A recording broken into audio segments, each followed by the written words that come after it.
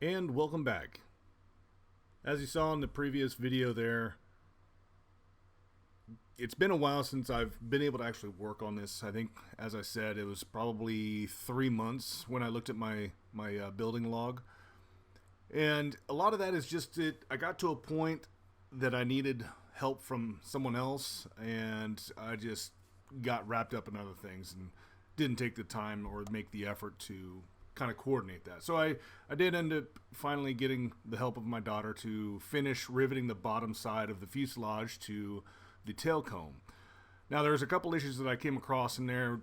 One thing that you really have to look at is when it tells you to, don't rivet these holes, don't rivet those holes. When I made the tail cone, I riveted one too many holes, and it was a junction point between the tail cone side and bottom skins and the bottom skin of the fuselage.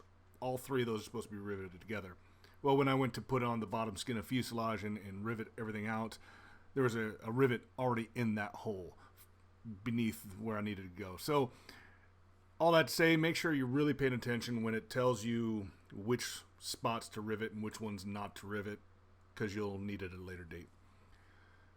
So here I'm working on the bottom, the baggage area floor of the inside of the fuselage, and it's split, obviously, as you can see, left and right side. As I was making it, I made an error when what I'm doing here is creating the piano hinges for the seat back, and you match drill those to the baggage floor skin. And when I did that, I missed a hole, so I match drilled it one hole over. And when I went to look at the left skin, that was on the right that I messed up. When I looked at the left skin, did it, and kind of compared the two, I realized I made the mistake, and now I'm having to recreate those piano hinges. And that's what you see doing here. Measure off, I think it's 10 3/4. You cut off the middle two piano hinges, and then you match drill it to the baggage floor. And so that's what I had to redo. So finally got the left bottom skin in here, and I'm riveting everything to the floor. Now, when you get to this point, obviously you won't be able to get back underneath this, so you really want to make sure that you've got everything set up before you do this step.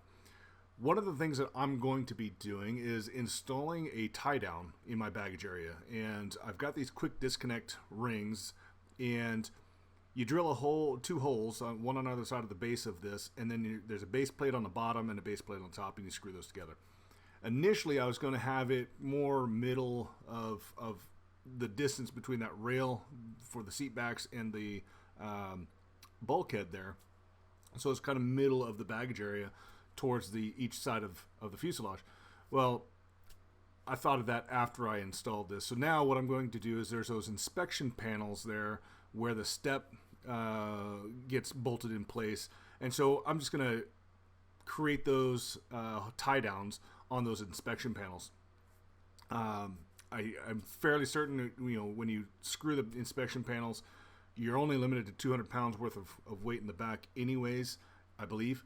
And so I'm fairly confident that these will hold, even from the inspection panels, trying to hold some weight. So that's kind of my plan going forward. The rest of this is just riveting all this baggage floor in place, and then as you saw there, I riveted the piano hinges in place. That's where the seat back will go. And my understanding is that there's 3 rows of these piano hinges, because you can adjust the seat back and as far as how is it laid back or is it more upright. My next step will be to install the other side, the right hand side. I actually messed that one up. It tells you to dimple a couple holes, and I dimpled the wrong one, so I ended up having to purchase a new right side baggage floor piece, and now redoing that.